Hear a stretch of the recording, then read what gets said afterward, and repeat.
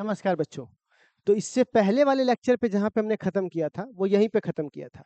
तो मैं जानबूझकर इस लेक्चर को थोड़ा अलग कर दिया हूँ, इसलिए अलग कर दिया हूँ क्योंकि 5 मार्क्स के लिए मुझे सोचे कि एक बार एक सेपरेट हमको लेक्चर चाहिए होगा।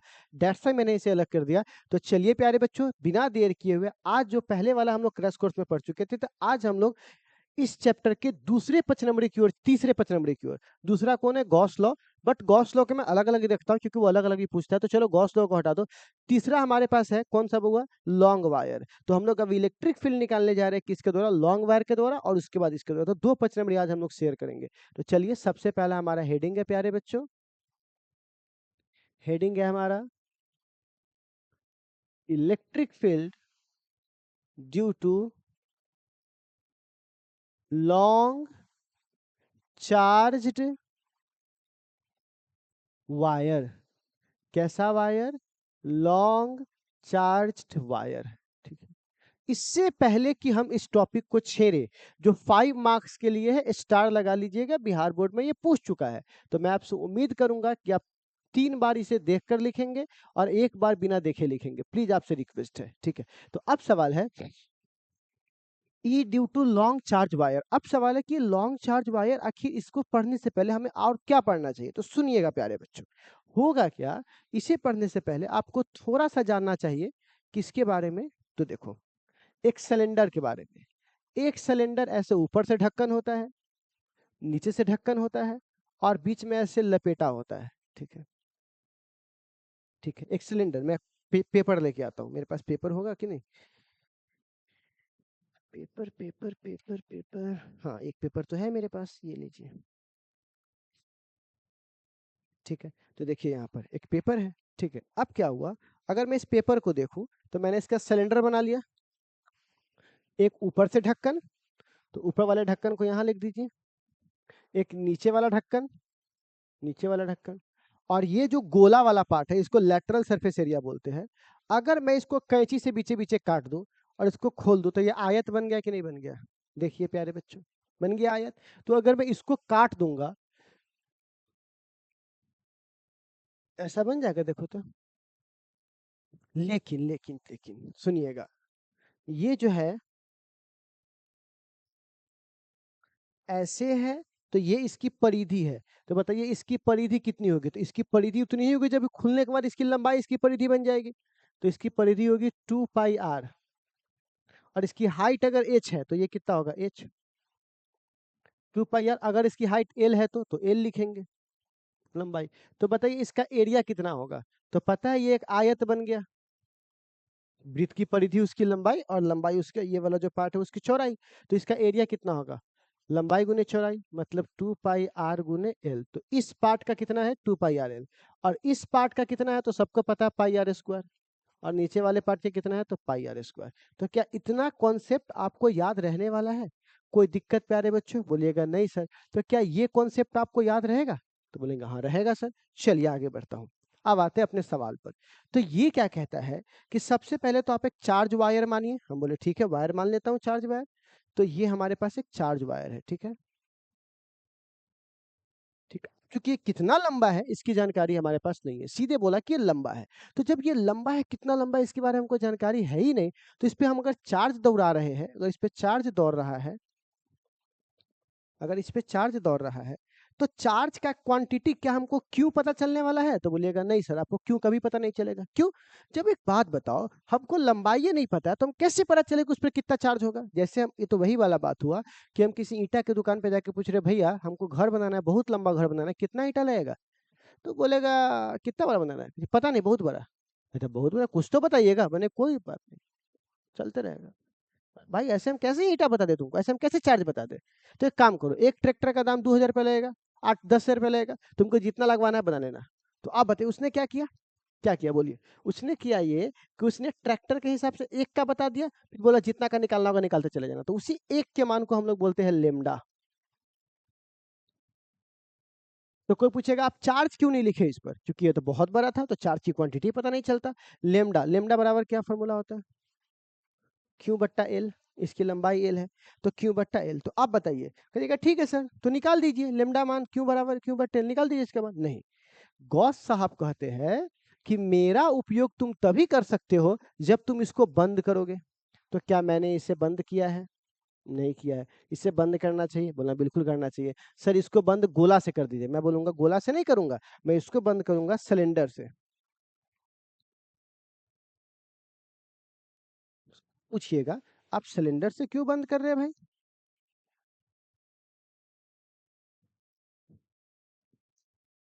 इसके पीछे एक कहानी मैं आपको बताऊँगा।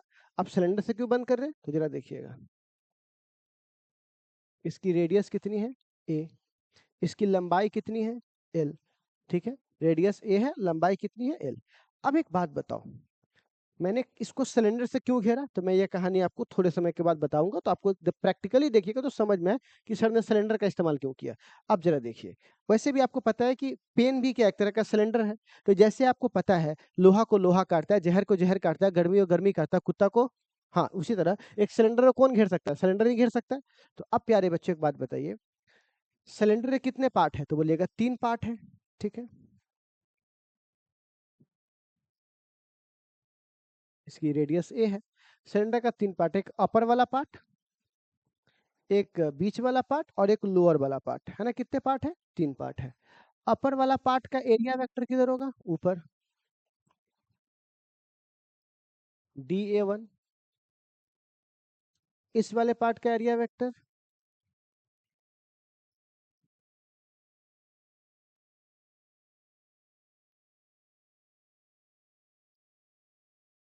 DA1, DA2, DA3।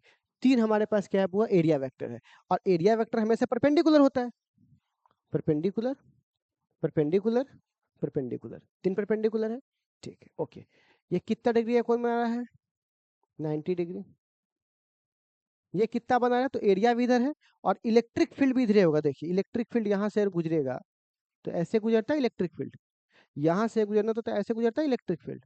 और यहाँ से गुजरना होगा तो ऐसे गुजरेगा। तो इलेक्ट्रिक फील्ड यहाँ पे 90 बना रहा है एरिया के साथ, यहाँ पे 0 बना रहा है, देखो θ2 बराबर 0, और यहाँ पे फिर 90 बना रहा है। ठीक। तो एक बात बताइए, एक सिलेंडर पर कितने पार्ट है? 3, अपर वाला, लोअर वाला, बीच वाला। तो कितने फ्लक्स निकालने पड़ेंगे हमें? 3 फ्लक्स निकालने होंगे। तो अब जरा बताइए तो प्यारे बच्चों, सबसे पहले यहाँ पर निकालेंगे हम लोग, हेडिंग दे चुके हो तो आगे बढ़ा देता हूँ। तो यहाँ पर हम लोग निकालेंगे electric flux, electric flux due to, किसकी वजह से इलेक्ट्रिक फ्लक्स निकाल रहा है? तो पहला में लिखेंगे DA1 एरिया, किसकी वजह से निकाल रहे हैं बुआ? DA1 area. तो सबसे पहले एक बात बताइए, फ्लक्स का फॉर्मूला क्या होता है? फाई। इलेक्ट्रिक फील्ड क्या होता है? ई। और एरिया क्या होता है? ए। और यहाँ पे कौन सा थीटा? Cos theta. लेकिन चूंकि इसका एरिया है DA1, तो तनका में तन के फ्लक्स मिलेगा, डी एरिया में DA फ्लक्स मिलेगा। डी का मतलब होता है स्मॉल। और छोटे वैल्यू को बड़ा करने के लिए क्या लगाते हैं? इंटीग्रेशन। और चूंकि कैसा इंटीग्रेशन? Close integration. तो बताइए जरा ध्यान से, डी फाई का फाई होगा, चूंकि ये 1 वाले की बात कर रहा है तो फाई 1 लिखेंगे। ठीक। अच्छा, और आपको नहीं लग रहा है कि थीटा कितना डिग्री है? और cos 90 का मान कितना होता है? 0। तो बताइए यहाँ से टोटल वैल्यू क्या हो जाएगा? 0। बिल्कुल सही बात है। देखिए तो सारा लाइन तो ऐसे गुजर रहा है, ऐसे कोई लाइन गुजर रहा है? नहीं। तो जब ऊपर कोई लाइन ही नहीं जा रहा तो टोटल लाइन कितना जा रहा है? 0। ठीक। अब दूसरे वाले की बात करो, इस वाले का। अब मैं बात करूंगा यहाँ पर, ये वाला हो गया। अब मैं बात करूंगा DA2 एरिया। किसकी बात करूंगा? DA2 area. एक मिनट जरा मैं देख लेता हूँ, ये मेरा ये खराब हो चुका है शायद।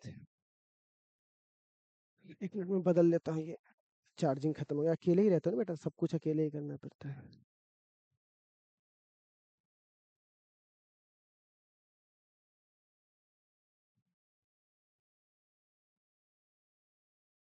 हेलो।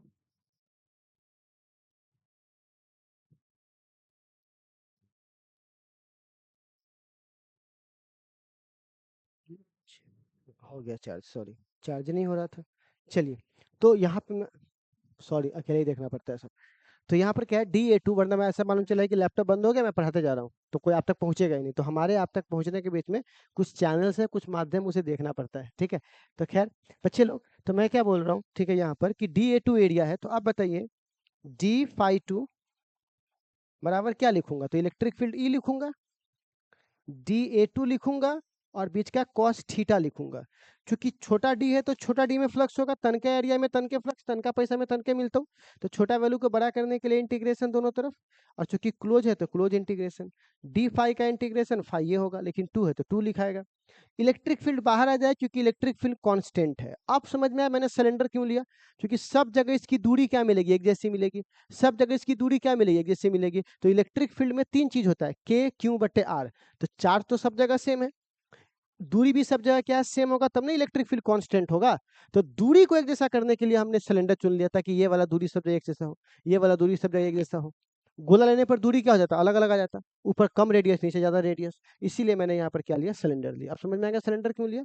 अब सवाल है, ई हो गया, अब अंदर खाली क्या बचेगा, DA2 और cos 0 डिग्री, और cos 0 का मान सबको पता है 1 होता है, तो बताइए फाई 2 बराबर सिर्फ क्या बचेगा, ई, और छोटा छोटा एरिया को जोड़िए। तो आपको पता है इस जो लेटरल सरफेस एरिया है, जो तुम ये वाला बात कर रहे हो, इस छोटे छोटे एरिया को काट के पूरा जोड़ोगे तो पूरा लेटरल सरफेस एरिया आएगा, और लेटरल सरफेस एरिया का फॉर्मूला यहाँ बताया जा चुका है 2 पाई गुने RL। देखिए ऊपर ये सब बिछा दिया था आपका खेल। तो ये सरफेस एरिया कितना होगा, यही ना सरफेस एरिया टोटल वाला, तो इसकी सरफेस एरिया कितना होगा 2 पाई RL। तो चलो मुझे यहाँ पे लिखना पड़ेगा बच्चों 2 पाई RL, cos 0 का मान 1, तो कहानी खत्म। तो हमने यहाँ से फाई 2 भी निकाल लिया। अब है फाई 3, तो यहाँ पे बोलेंगे DA3 एरिया। तो आप बताइए फिर से फॉर्मूला क्या होगा, फाई बराबर E A, तो A का होगा DA3, और यहाँ पे क्या होगा cos थीटा। अब चूंकि छोटा एरिया है तो छोटे फ्लक्स होगा, छोटे वैल्यू को बड़ा करने के लिए इंटीग्रेशन, कैसा integration, close integration. D phi को फाई बोलेंगे, 3 का 3 बोलेंगे। अच्छा, और ये फिर से थीटा बराबर कितना डिग्री है, 90। 90, तो जब ये 90 है तो फिर से ये क्या हो जाएगा बुआ, 0। तो टोटल वैल्यू क्या हो गया बुआ, 0। क्यों ऐसा हो जा रहा है बार बार, पता नहीं।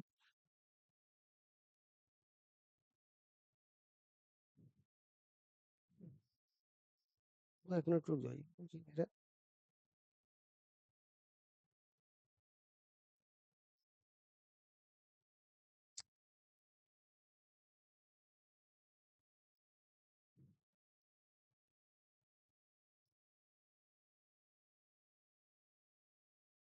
हेलो हेलो,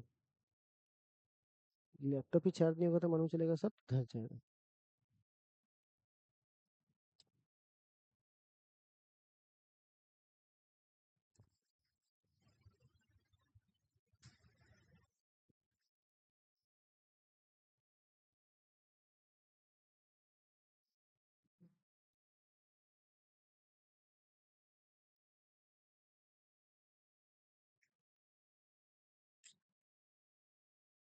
अच्छा देखते हैं कितने तक होगा, नहीं होगा तो देखो फाई 3 बराबर यहाँ पर क्या हो जाएगा, 0। तो जब ये फाई 3 0 होगा, तो अब बताइए मैंने अभी सिलेंडर का अलग अलग पार्ट निकाला तो आपको ये मिला, पर टोटल सिलेंडर कितना होगा, क्योंकि ये तीनों तो है सिलेंडर का ही पार्ट, तो टोटल फ्लक्स कितना होगा। तो अभी हम लोग पढ़ने जा रहे हैं टोटल फ्लक्स।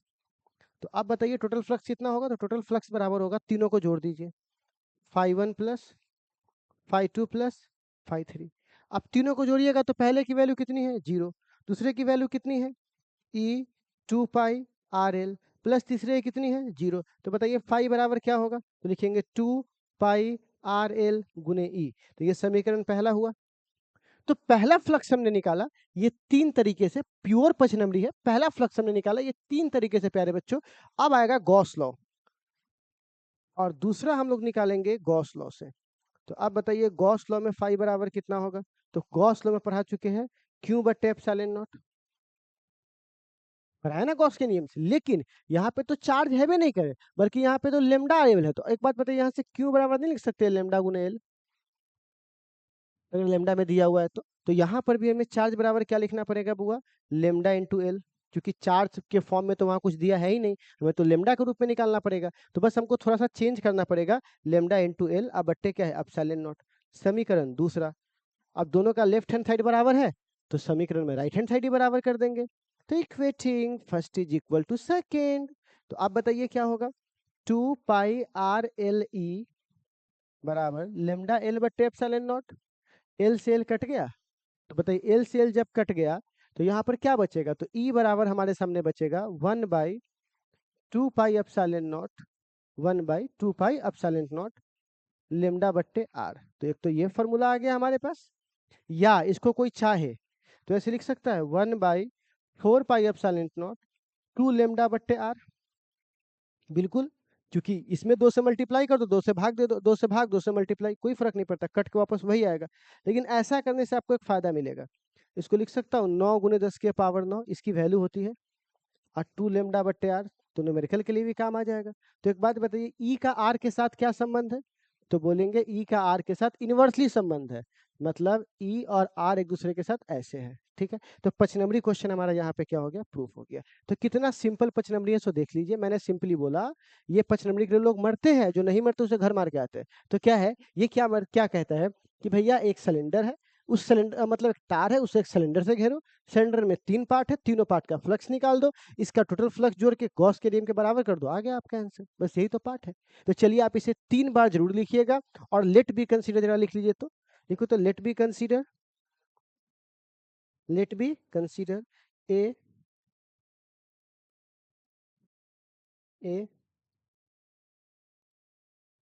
लॉन्ग इनफाइनाइट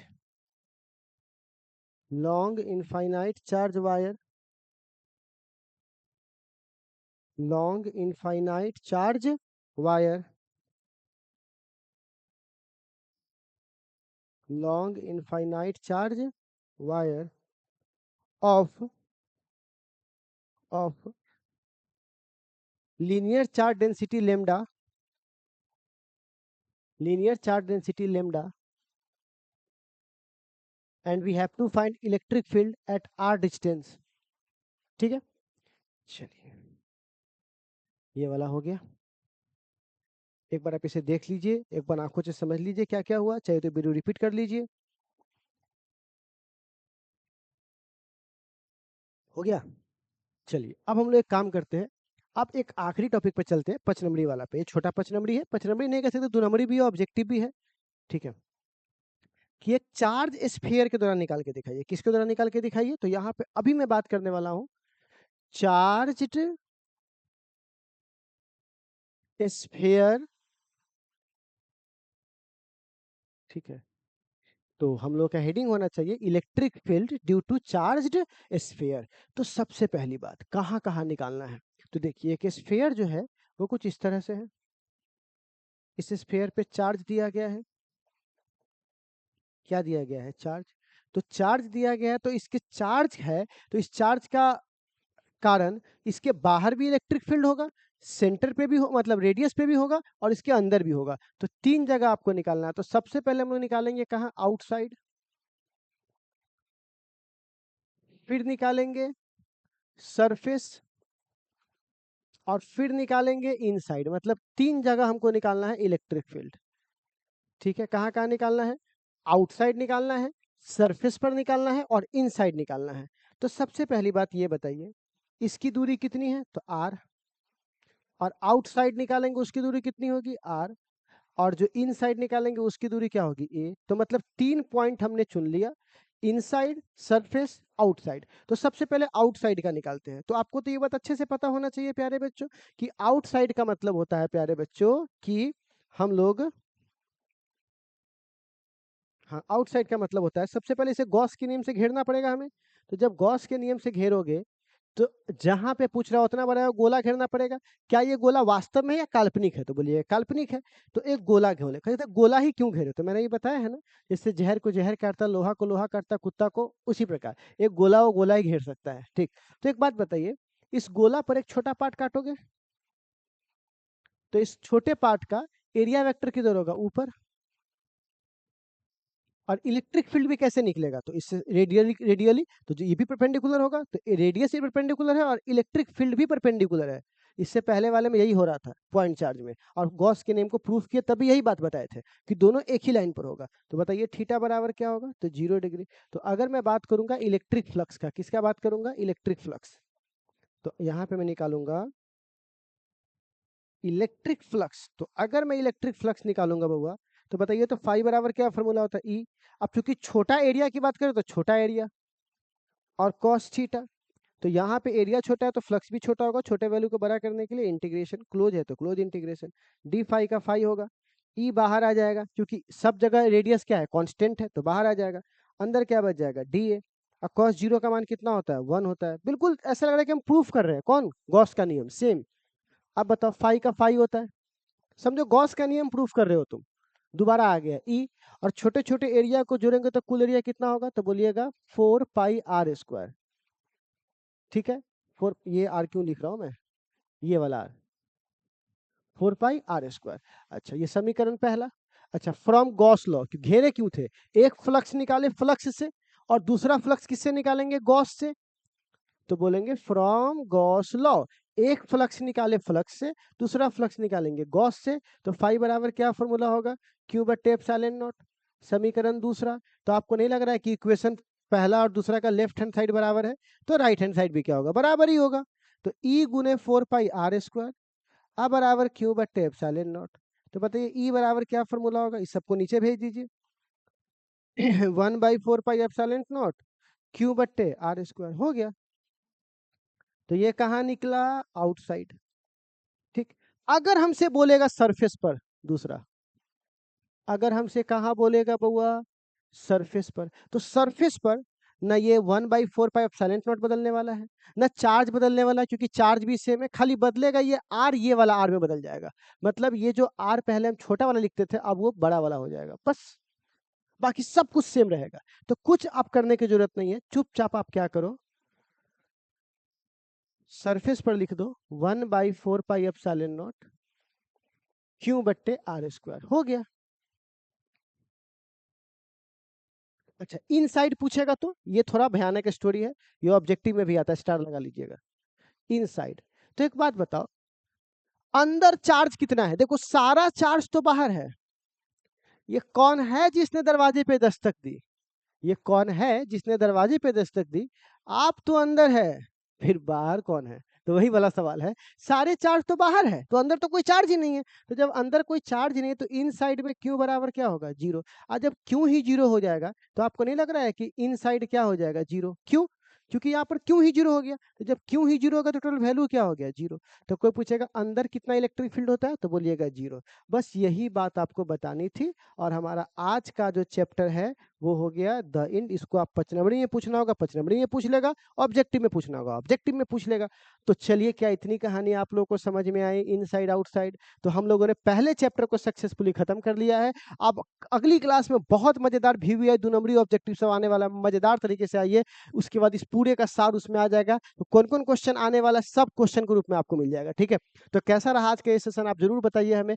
बहुत मेहनत से आप लोगों के लिए पहला चैप्टर खत्म हो गया, अब दूसरे चैप्टर की बारी है। आप सोच सकते हो 7 से 8 लेक्चर में खत्म पूरी कहानी। तो अब चलिए प्यारे बच्चे लिखो तो इसका, let be consider a conducting sphere of charge q, radius r, बड़ा वाला, we have to find electric field at, अब ये तीनों लिख लीजिए, आउटसाइड इनसाइड सरफेस, और ये पूरी बात उतार लीजिए। ठीक है, चलिए मिलते हैं अगली क्लास में। तो बाबा टेक केयर, सब लोग अपना ख्याल रखिए। अगले क्लास में सब लोग पढ़ के आइए पूरे कॉपी को, हम लोग ऑब्जेक्टिव सब्जेक्टिव करने वाले हैं। और उसका डिस्क्रिप्शन में लिंक है, हमारे ऐप पे जाइए, वहाँ पे आपको नोट्स पे नीचे कौन सा ऑब्जेक्टिव सब्जेक्टिव का सारा PDF आपको वहाँ मिल जाएगा। ठीक है ना, चलो बाबा टेक केयर सब लोग।